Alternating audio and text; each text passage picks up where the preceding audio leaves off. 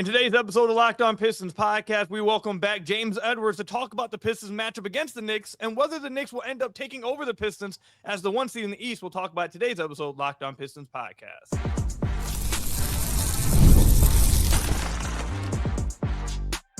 You are Locked On Pistons, your daily Detroit Pistons podcast, part of the Locked On Podcast Network, your team every day.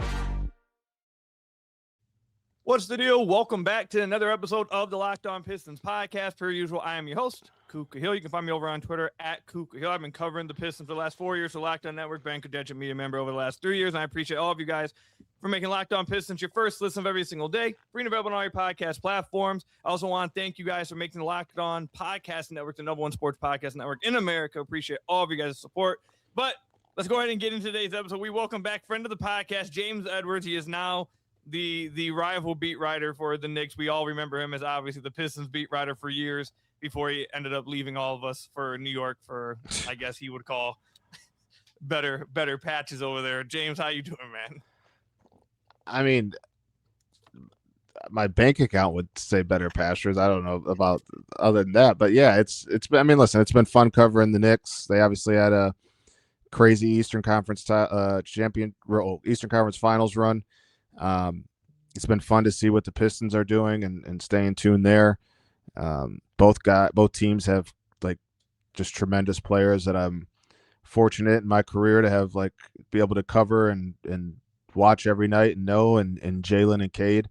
But I'm happy for Pistons fans. As I said last year, when their team turned the corner, and it's a very dedicated and passionate fan base, and they've been waiting a long time for these last 2 years, so it's good to see that happen. And same with the Knicks fans, right?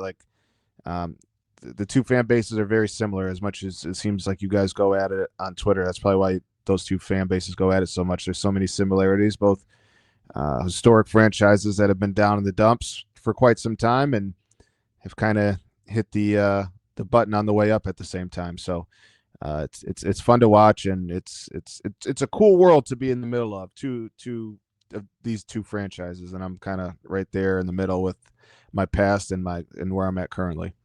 All right, forget all the positivity. Let's get into the game tomorrow. So the Pistons and the Knicks are going to be facing off. The Pistons will be playing them on the back end of a back-to-back after beating the Cavs on the front end. Right now, the Pistons are 26-9, first in the East. The Knicks are 23-12, 3 games behind the Pistons right now. Shockingly, the Celtics are third. They're having a way better season I think anyone could have expected.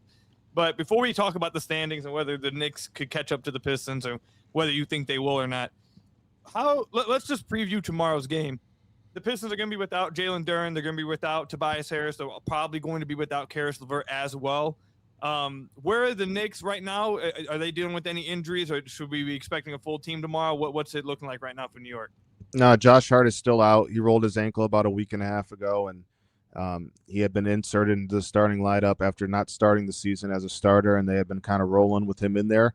He remains out, and Landry Shamet, who was playing really, really well for the Knicks, and Mike Brown before he got hurt with the shoulder injury, he continues to be out. So, yeah, it was about a week and a half ago. It felt like this game was going to have a lot of juice behind it. I think the Knicks had closed the gap to like a game or a game and a half at some point, and both teams were healthy. And then in a week's time, both teams have dealt with some injuries, and the Knicks go on a 3-game losing skid. Pistons get a big win on Sunday against the Cavs. So it's not as much juice as we thought maybe the winner would hold court at the top of the Eastern Conference, but it's still the first time these teams have played since what I thought was the best playoff series in the entire playoffs last year. No, yeah, last year's playoff series was crazy. We might get a rematch of that this year if things keep going this way. I still think it's going to be a fun game. I'm still really going to be looking forward to it. This is the two best teams in the East right now. I'm really going to be looking forward to seeing how they measure up against each other, even with the injuries on the Pistons side of the things. Later on, we'll talk about how the Knicks have looked. I just talked with Locked On Knicks host a few days ago, and he talked about their defense not being as good as of late, and we'll get into that. But I want to start with, I know you've been covering the Knicks, obviously, so you're going to be a busy guy. But I'm sure you've kept up with the Pistons at least a little bit to where you know some things that are going on. Yeah. How do you feel about how the Pistons have played from the outside, from what you have been able to catch on to, what you have been able to see, what you have been able to hear about, whatever? How do you feel about the Pistons? Do you have any takeaways from their season so far? Anybody that stood out? Anything like that? Go ahead and start your eyes there, Stewart. Go ahead. And well, if I just followed your Twitter account, I would think that the Pistons were like 5 games under 500. I feel like you're always upset about the lineups. You're always upset about the subs. I'm like, fam, they haven't even lost 10 games yet. Bro, see, the thing is that I probably have been more of the optimistic person compared to everything else. Oh, well, listen, that's insane. If so, traded, they want AIsar out of there. I've seen, the AIsar hate recently is a little crazy. I'll say this. The fact that they are where they are is not surprising because they basically built a culture last year that was going to be rooted on defense. And people can get caught up in all the cool shooting numbers that there are in the NBA, the amount of three-pointers, how fast teams play. At the end of the day, man, when you lock up at that level, that travels. Shooting doesn't travel, right? Like I think it's statistically proven that teams shoot worse on the road, or bench players, role players shoot worse on the road. I don't think there's much statistical analysis that like good defenses can't play well on the road. So I think that's one thing Mike Brown has talked about is the Knicks during the Knicks skit is, yeah, we can put the ball in the basket, but what happens when we're not shooting? Like we don't have defense to hang our hat on. So when you are a defensive team first and foremost, you always give yourself a chance. And then, I mean, listen, just how insane and just how good Cade is. I was talking about this with somebody the other day. Just so many people like so quick to want to write him off because the Pistons were bad in his early years. And it's like, are you guys like watching this guy? Like the stuff he's like able to do without any help next to him. Tremendous, like any like tier 1, tier 2 type help on the offensive side of the ball. As a 21 and 22-year-old, like this guy's going to be like legit. It was almost kind of like how people were talking about Devin Booker when those early Suns years, like good stats, bad team guy. It's like, no, like you can tell like these guys can play. Just let's get to this spot where they have this culture and they finally start to figure some things out. And he's just been phenomenal. Him and Brunson, both, in my opinion, top 5 in MVP combo, along with Shea, Jokic, and Jalen Brown. And I don't want to leave Tyrese Maxey out of that combo either. He's been incredible. But listen, Jalen Duren is taking great steps. Isaiah Stewart, I told you guys, everybody's thought I was just, I'm gassing everybody, or I'm just like, I'm holding Troy Weaver's water. I'm changing his underwear. It's like, if I just don't understand how people didn't watch that guy and be like, we used to say it all the time. If he at that point, if he was on a good team, we all thought he would help a team competing for a champion. Like he was a winning player, and now he's just doing it in the team that drafted him. So, I mean, you can make a case. He's probably in the top 5 for defensive player of the year. So you can make the argument top 2 should be all defense, 1 or 2. I think 1 at this point. Shooting the 3 ball a little bit more than he was last year and shooting it well. He's the heart and soul of that team. Cade is just, again, his playmaking has been tremendous, and they're doing all this without like a legitimate, they still haven't made a big trade. They still haven't made a big free agent signing. They just have a bunch of guys who play their ass off and guys who are just professionals. And the Pistons are very much a professional basketball team. They put their hard hats on, and I know as corny as it is, but like they strap their boots up and go to work every day. And that stuff travels. That stuff does travel. Yeah, and they, as you mentioned last year, they have built this culture just on their defensive end of the floor. Like that's what's got them to being a 26-9 team. That's what's gotten them to turning this franchise around from where it was just a few years ago. They have built everything around this defensive culture, this defensive foundation of Stu. You got AIsar. I think both of those guys will end up first team all defense this year. And I think that will be incredible to see. That's what makes the Pistons special, and that's what will get them hopefully a playoff series win this year, and hopefully take down the Knicks tomorrow. But before we get into any of that, is there any part of you that's like, you didn't get the cover? I know you're not a fan of any. I'm not saying that you're a fan. I know what you mean. You can ask it. But go ahead. Is there any part of you that's like, just from like I guess a journalist perspective, like I didn't get to cover winning basketball there. Like how would it have been to be like to cover winning basketball? Like would it have been like fun to do? Like not from a Yeah. fan perspective. No, I know just what you like mean. Yeah. yeah, go ahead. Yeah, for sure. Like I think it would be I'd be lying if I said there are times it like doesn't annoy me, right? Like I covered that team for 7 years. I've known all the main guys since they came into the league. I know their families. Like I always think about the amount of stories I could tell because of just my rapport with the Cades, the Stews, the Ivies, the AIsars, right? Like I remember like little interesting stories from their draft night or their rookie year that I could rehash now. There's stuff like remember, I don't even know if people like I don't think anybody's talked about this, but like remember after it was either Cade's first or second year, and I think it was Cade, Isaiah Stewart, and Dwayne Casey just went to Boston to watch a playoff game up close and personal.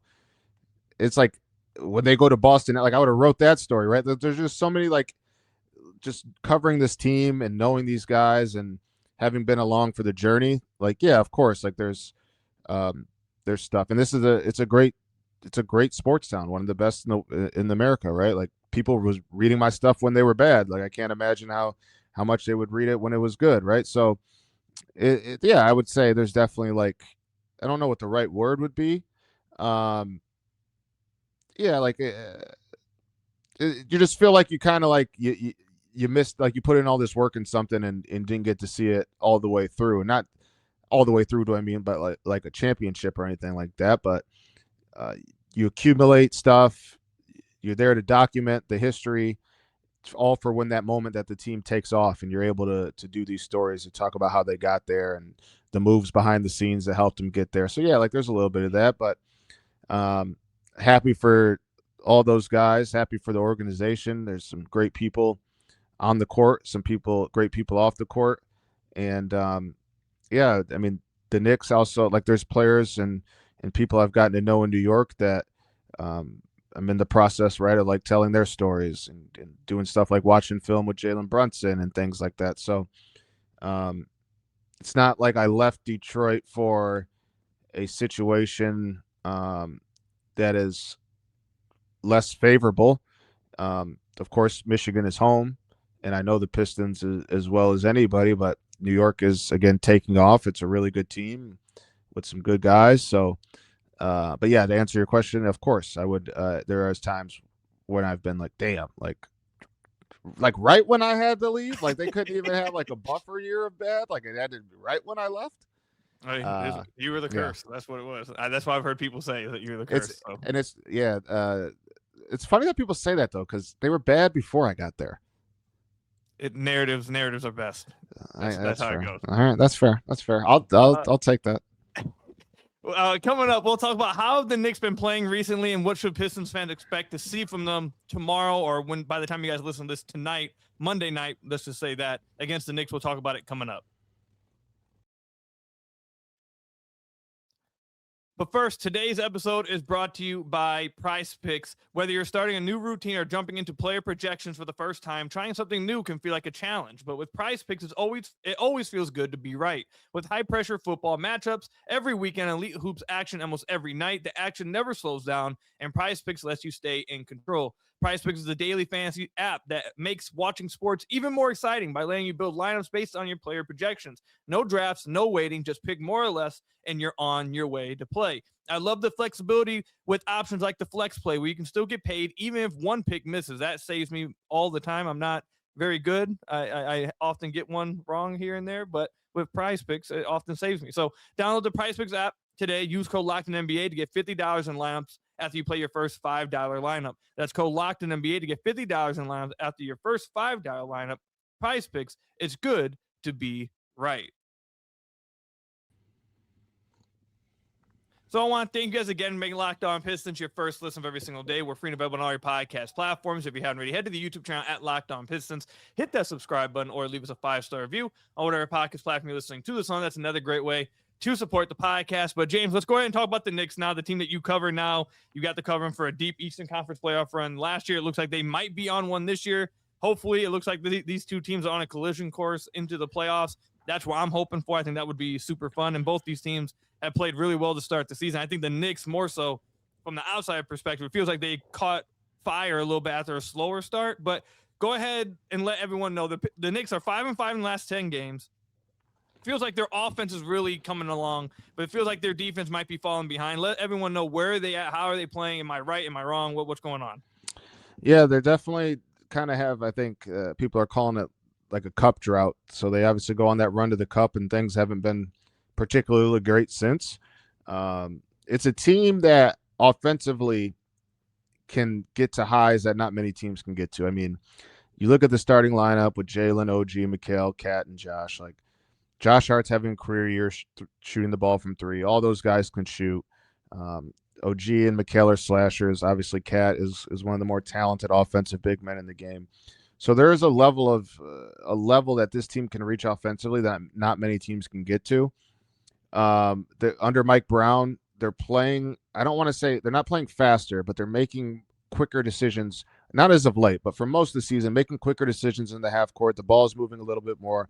They're using Brunson off the ball a little bit more. So just giving different looks. It's not as predictable as it had maybe been in the past. But with all that said, if this team doesn't figure out the defensive stuff, they could lose to any team that's likely to be in the playoffs. They have been a bottom 5 playoff team, I think, over the last 10 or so games, or a bottom 5 defensive team for the last handful of games plus. They really struggle at the point of attack defensively. They really, their scheme is to not let teams, they don't want drivers to get to the rim. So that it's a lot of gap help, a lot of shifting, and they're willing to give up open 3-point looks. Sometimes those looks are so open that bad shooters are shooting well against them. Teams just shoot the ball very comfortably against them. So they need to figure out the point of attack. They need to figure out if the shifting defense works for everybody on the floor. And their rim protection hasn't been great this year. Obviously, that's not Cat's forte, but Mitchell Robinson historically has been a very solid rim protector. And last year, and this is why it's a little concerning. Like, I know they've had injuries to OG, missed about 2 weeks at some point this year. Deuce McBride missed about 2 weeks at some point this year. Josh Hart's out now. Landry Shamet, who's had a good year, he's missed some time. But last year, they were a better defensive team at this point, and Mitchell Robinson didn't play at all. Now Mitchell Robinson, while he's on a load management program and hasn't played every game, he's played close to 20 games, if not more. I think he's right around 20. And the defense just isn't much better in games that he plays. He's not as good in covering in space as he was maybe previously. The rim protection, he has moments, but it's not super consistent. But he's just a monster on the offensive glass. I think his offensive rebounding percentage alone is better than like 12 teams in the NBA. Like, we're talking like all-time great level offensive rebounding from him that's creating second and third chance opportunities for the Knicks.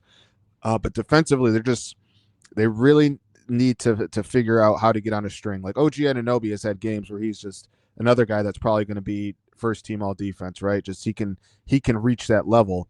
But with Brunson and Cat, they try defensively. Their limitations are what they are. They just have historically not been good defensive players. And so you have to try to hide that as best as possible. It's really hard to hide two of those. And when it's your point guard and your center, it's really hard. So they're winning a lot of games by outscoring teams. Should they be better defensively? Yes.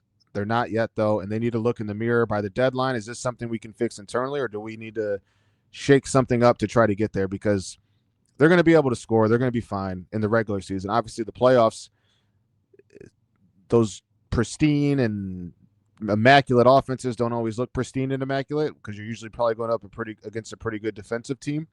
But they need to get their defense a little bit better because the offense is probably going to come down in the playoffs. So, yeah, they got to figure that out. But they do. I would say that they probably have the highest ceiling in the East just because of the individual talent. But I also think, and as we've seen, they could lose to anybody just because of the inconsistency as well. So I have two questions off of that. The first question I would have is, do you believe that the Knicks have the personnel answers on the team already to solve some of the defensive issues, or do you think they have to go out in the market to address it?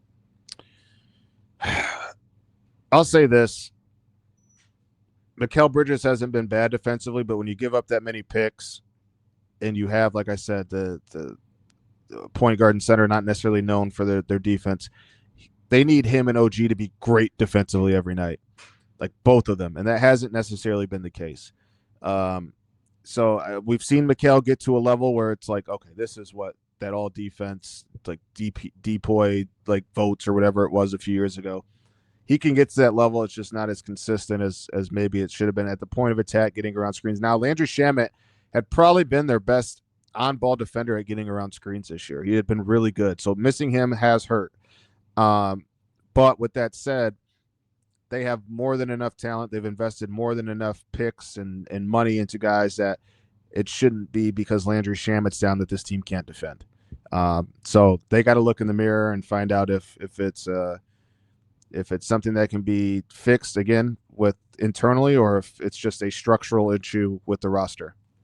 And the next question I have is the Pistons, to my absolute dismay, and I'm just going to pray we never see this again, started AIsar, Stu, and Paul Reed together today. The reasoning we were told was because they headed into it expecting to get two bigs from the Cavs, and Allen was out, and I guess they just stayed with it. There's been some talk that the Knicks may play Mitchell Robinson and Cat together. I want to ask you, do they play that? How often do they play that duo? Do they start them together? How often do they actually play? And do you think that matchup is something that warrants a team like the Pistons to try to match it with size? That's a good question. That they don't start a ton of games together. Usually Mike does that. He'll match up depending on the opponent. Like those two, I believe the last time they started, they did against Philly. But I think before that, it might have been Cleveland on Christmas Day. So obviously most teams play big against Cleveland, which hence is why I'm sure JB went big against Cleveland today, right? But they don't do it usually. When Josh is healthy, it's Mikal, Jalen, OG, Josh, and Cat. So when one of them's out, Mike might be a little bit more willing to experiment. Now, there's a world where I could see them doing it against Detroit because Detroit is currently undersized with Duren out. So maybe they try to win this game on the glass and they try to start the game that way. And obviously Detroit likes to get to the rim. And if they can try to detour that with some big bodies, like maybe that helps them get off to a good start. I wouldn't be surprised if he started that way just because Duren is out. And obviously Stu is tremendous defensively. And even though he's 6'8", he's 7'4" in heart, right? But they only have Paul Reed's not much bigger than him, right? So they only the Knicks have 2 7-footers. So that could be a tactic that they could take just to try to own the glass early on. Yeah, and Stu hasn't been the greatest defensive rebounder for the Pistons this year. Tonight, I believe it was Ron and AIsar actually led them in rebound. I think AIsar had like 7 in the first 2 quarters or whatever. So I could see them do that. If they do go that route, I'm just going to really hope and pray that the Pistons don't try to run this 3-man lineup, Stu, AIsar, and Reed again. It was abysmal. I know this is a very small sample size, but they had a -34 net rating with those 3 on the floor. You took one off, Reed or Stu and AIsar, and their minutes tonight were a +80 net rating. You take Stu off, you have AIsar and Reed, it's a +37. Like, you can't play 3 guys that all want to sit in the paint unless you're going to make it a hyper emphasis that Stu, you have to stay at the 3-point line. You have to stay you have to space for us. We can't have 3 guys in the paint. And it seems like right now they don't really do that. So I'm just going to hope that they don't do it again. And I'm just going to pray that whatever the Knicks do, don't force JB to think that's something we should ever see again at any point in the season. It'll be interesting. Yeah. Like I said, the Pistons are tremendous. But one thing that, like, their bread and butter is not half-court offense. So it's kind of an interesting matchup, right? Like, the Pistons are at their best when they're turning defense into offense. And that won't really impact the Knicks' poor half-court defense, right? Now, with that said, the Knicks also don't turn the ball over, like, in general, don't turn the ball over a ton. Maybe they have more lately the last few games. So is Detroit able to generate offense that way? Like, this isn't like, if the Pistons were like this juggernaut half-court offense, then I think it'd be a long day for the Knicks. But I think that's why we see so many, when these two teams play, we see so many close games, right? Because Detroit's strength kind of goes head to head with the Knicks' strength, which is offense. And Detroit's not the greatest half court team, so it kind of lets the Knicks defense, which again struggles, not off the hook a little bit, but it's not like they're not always taking advantage of the struggles that they've had. So from a matchup perspective, I think it's pretty fascinating. Yeah, definitely. We'll see what happens tomorrow. Hopefully, again, I'm just going to say it one more time. If we see AIsar, Stu, and Reed, I might just turn the game off. Doug, you're talking like they just lost by 40. But they would have. They kept playing them more. If they maybe that's why he didn't. If they played 2 more minutes, it would have been over. How many minutes did they play together? I think it was 18 minutes tonight. Okay. Well, maybe he learned. He's got a short plane ride to figure it out. Yeah. Hopefully. I think the process going into it should have been enough, but it is what it is. Coming up, we'll talk about the battle for the 1 seed. Who will end up with the 1 seed in the Eastern Conference? We'll talk about it coming up. But first, I've got to tell you guys about another one of our sponsors. This time, it's Ku, new year, new systems. This is the time when a lot of us look at the messier parts of how we run our business and think there has to be a better way. And there is. Streamlining your communications is one of the quickest upgrades you can make. That's why today's episode is brought to you by Ku, spelled Quo, the smarter way to run your business communications. Because when your team is reachable, organized, and communicating in one place, you're not just working cleaner, you're creating more opportunities to connect with your customers. Everyone sees the full conversation thread, which makes replying easier and faster for your company. It works right from your phone or computer, and you can even keep your existing numbers. And Ku smart AI tools automatically log calls, summarize conversations, and highlight next steps so details never slip through the cracks. So make this the year where no opportunity and no customer slips away. Try Ku for free, plus get 20% off your first 6 months when you go to Ku.com/LockedOnNBA. That's Quo.com/LockedOnNBA. That's with Ku. No missed calls, no missed customers with Ku. So I want to thank you guys again for making Locked On Pistons your first listen of every single day, free and available on all your podcast platforms. If you haven't already, head to the YouTube. Oh, I thought you cut me. I thought you were about to say a hot take or something. I was like, oh my God, you got something crazy to say? I didn't say anything. I heard some sound from around. I'm like, oh God, we're about to get some crazy stuff. I was just moving my mic around. Pause. Hit that subscribe button, 5-star review, all that good stuff, whatever. All right, James. So like we mentioned earlier, the Knicks are the 2nd seed. They were right behind. I mean, they're still right behind the Pistons, but they were like a game behind the Pistons when the new year hit. And then, like you said, they've lost a few games in a row. The Pistons got a big time win over the Cleveland Cavaliers the day we're recording this. So now the Pistons have moved back to 3 games ahead of the Knicks. Where do you think the Knicks stand as of right now of catching the Pistons? You like if you were, I don't know if you're a betting man. We've never talked about bets or anything. I mean, I played blackjack when I that's only in Vegas. Only in Vegas, yeah. No, see, that's just simply touching blackjack lets me know that you blackjack is a curse. You gotta stay away. I had a nice time during the cup, so I'll say that. Last time I hit blackjack, let's just say I got up like $300-$400 and lost it all away in 5 minutes. So well, that's you being greedy. You gotta walk away. But okay, if you were a betting man, what do you like the Knicks' chances of catching up to the Pistons for the 1 seed? Like it's certainly possible. One narrative that I've seen out there that I don't necessarily agree with is that everybody kind of assumes that the Pistons are going to have like this drop off. I don't know why there's that assumption. Like I said, defense travels. You take it with you city to city, and it gives you a chance to win every night. Especially in January, February, and March during the dog days of the season when maybe offenses might slip a little bit more if it's a Tuesday night and the Lakers are in Detroit after a long road trip, right? Like I just think defense travels. I know that they maybe like don't have the most proven talent, but like we're almost halfway through the season and they have 9 losses. I just don't think there's just this big dip that's coming that I've seen people talk about. Now with that said, then I do think the Knicks have probably the highest ceiling because of the individual talent that they have. But I will say I think Mike Brown, like their goal is to win a championship. And I think there's that pressure to make sure that they perform at their best in the playoffs and that everybody's available. So he hasn't done it yet. Mike has talked about cutting back guys' minutes. It still hasn't really happened too much. But he's also like, they're pretty cautious with injuries. They're pretty they've been cautious with Mitchell Robinson, and again, he's not playing on back-to-backs and stuff like that.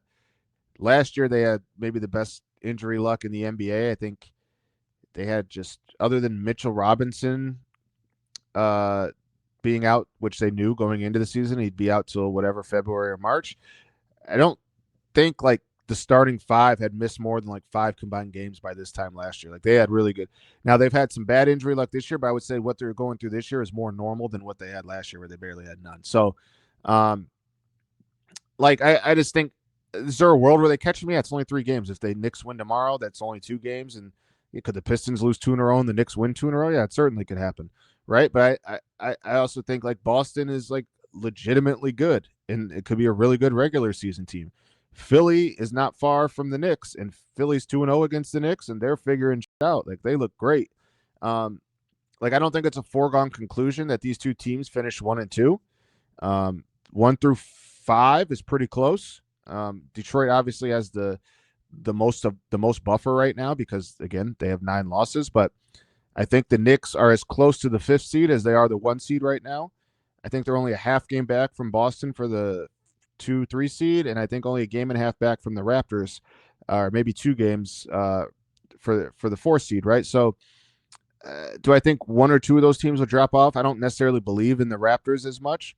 I just think the style that they play offensively is just not going to hold up, even though they can defend at times, and maybe they make a move and that changes. If you told me the Knicks, Pistons, or Celtics finished 1, I'm surprised a little bit by Boston, but I'm not. It's tough to call. I just don't think the Pistons are going to drop off, and I don't necessarily think the Knicks' defense, the way that they've been playing, warrants true belief that they're going to finish the 1 seed. I don't think that's the case. But their offense is really good. Their defense has stuff to figure out, and the Pistons play defense, and that travels. Yeah, I think this month right here will really decide a lot of what's going to happen in these standings the next few months. The Pistons' schedule this month got a little bit harder than it was previously. They're coming off a Western road trip where they went 3-2, which I think was big time in keeping this lead and staying on course. Now, if they would have finished 2-3 or something, I would have been more concerned. But finishing above 500 as a young team on a long West road trip, I think it was really good. Getting this win over the Cavs, I think, was big time. But I more so talk about this month because they're going to be without Jalen Duren for a minute. They're going to be without Tobias Harris for a minute. If they're able to survive this stretch without them and keep a good lead, I like their chances moving forward. Also, I think the Knicks, and you can correct me if I'm wrong, I feel like of the teams between the Pistons and the Knicks that are more likely or need to make a move, it's more the Pistons. So I feel like the Pistons could make a move at the deadline that could change the ceiling talk and really give them, a higher ceiling and have them playing even better as the season goes on. I think the Pistons have a very clear weakness that they could address at the deadline that could really just I think a lot of their half court issues just due to the fact that they need a better 4. And if they had a strong 4, they would be good, or just a secondary scorer, shooter in general. So I agree with you about the defense traveling. I don't think the Pistons are going to stop being a top 3 defense in the NBA. And I don't agree that they've played a soft schedule. That's the only reason why they're here. I think they are a really good defense. I never said that, though. No, I'm talking about everyone else. That's the narrative in the community. Okay, that people say that the Pistons have played a soft schedule. And yeah, I wasn't talking about you. Yeah. But for a large stretch of the season, before the last 5 games, the Pistons half-court offense was top 13. So they had made they're not one of the best teams, but they were bottom 5 last year in half-court offense. They made a big jump this year. I think if they can get back to that, AIsar can start playing a little better. He struggled the last 5 games or so. If he can start playing like he was the first 25 or so games, they get Duren back, they get Tobias back, I think they'll be in good shape. And especially if they were to be aggressive and actually make a move, I think they could really, I think they could finish first and really have a higher ceiling on just, we're just a first place team that had a fun season. We might go out in the second round or whatever. If they can make a move, I think they have a legit chance to make some serious noise in the East. So we'll see. Do you disagree with that the Pistons are more likely or need to make a move more than the Knicks? The Pistons are for sure more likely to make a foundation shaking move than the Knicks. The Knicks already made their moves. Yeah. If they trade for Giannis, it would happen in the summer. It wouldn't happen at the deadline. Right. That it's just too hard to pull off trade like that. Where I don't agree with you, and this has been something we've discussed ad nauseum back and forth. I don't think the Pistons, like if I'm Detroit, I understand like what you're saying. Like I don't disagree with what you're saying, that like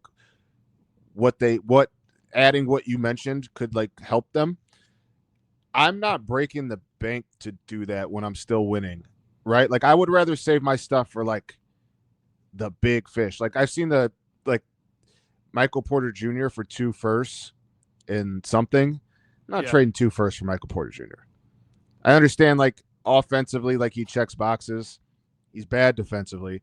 And like why, like you just are now able to trade picks again. You're going to use it on, like, is Michael Porter Jr. going to make you a championship team? I don't think so. I would rather save those. Like as long as the team is doing well, or here, let me put it like this. Not as long as they're doing well. Would anybody be mad if the Pistons didn't win the NBA championship this year? No. Would anybody be mad if they didn't win it next year? I think some fans. But like realistically, no, I agree with you. Yeah. There's all like they haven't even entered their prime. Like 2 years from now, none of the guys have entered their prime. Not even Cade. Oh yeah. Before you go on, even before I'll let you finish. But I was talking with someone the other day that's close with the team, and they were like, these guys, like imagine AIsar, JD, and Cade when they reach 25. Like these guys are still 22. Like we haven't seen their prime yet. Yeah. But yeah. So go ahead. That's to my point. Like I would just rather have like for example, the Knicks they decided to unload the treasure chest, and then Giannis becomes available, and there's nothing they can do, right? Like I would just rather ride out with this. And of course, if you can make little tweaks here, little tweaks there, like they did this last year to this year, I think for the next 2 years, unless that guy becomes available sooner rather than later, I just like, I'm not, and again, it was on the internet, but I'm just using it as a template. I'm not giving up a unprotected first for Michael Porter Jr. I'm just not, because you're building something here. Cade's the only one paid. You just got all your picks available to trade. You're winning without it. Like, just wait for the right guy. Maybe Utah comes down on Lauri Markkanen, right? Or maybe Orlando decides Paolo or Franz, right? And they pick one of them. Maybe, I don't know. Maybe it doesn't work in New York, right? And maybe they need to figure something out, and somebody has to go. The way that they've handled assets in the past, if I were them, I would just be very cautious going forward, because it took you a long time to build a clean slate, and not only did you get do you have a clean slate again, but you're winning in the process. So I understand what you're saying. I don't disagree with characterizing what the roster needs. I would have a tough time giving up an unprotected first for someone like Michael Porter right now, personally. But I get what you're saying. No, yeah, I mean, that's definitely, it seems like what they're going to trend to do, not do anything. That is, we've seen a bunch of reports saying that they're going to be, they're hesitant to do much, and they don't want to make a big swing. They're happy with what's going on. And I'm not saying that's wrong either. And I think your point of Trajan spoke about when he first got here that, well, we don't really have much assets. We don't really have, a lot of additional stuff. So now that they finally get first, I wonder if he is thinking like you're thinking, like, I finally got these. I don't really want to go right back into being negative when it comes to assets. So we'll see what happens. But I think the Pistons have a good chance to hold on to the first seed. Their defense is really good. I think their offense will get back to how it was the first 25 games of the year. I think they're just in a little bit of a rough stretch. JB talked about the Western road trip really hurting them a lot and not being able to practice. So I think they'll be fine. I think they'll continue on. But we'll get a good idea of it tomorrow when they play the Knicks. James, thank you for coming on, man. I appreciate you, man. Hopefully playoff series, and we can have you back on again. And well, you're acting like they only play each other once. This is the first of 3 games. Fair enough. You're right. Fair enough. Yeah, you never. No, I appreciate you having me on. Good to chat with you. I have a story that's both Pistons and Knicks kind of intertwined to check out Monday morning. Give a little tease for those who don't know. Mike Brown used to babysit JB Bickerstaff, like actually babysit. Is Mike Brown that old? No, but the story will make more sense. Okay. There's only like an 8-year difference, but I was going to say, I don't feel like they're that much older than each other. Yeah, it's only like 7 or 8 years, but you'll see it'll make sense in the story. All right, fair enough. Everyone go check it out. James over at The Athletic. Appreciate you coming on, man. We'll definitely have you back on whenever they play, and looking forward to that rematch in the playoffs so the Pistons can take them down this time. But thank you guys for making Locked On Pistons your first listen of every single day. Hit that subscribe button to the YouTube channel. Leave us a 5-star review, whatever podcast platform you're listening to this on. And until next time, I'll see you guys later. Stay safe out there, and peace out, everybody.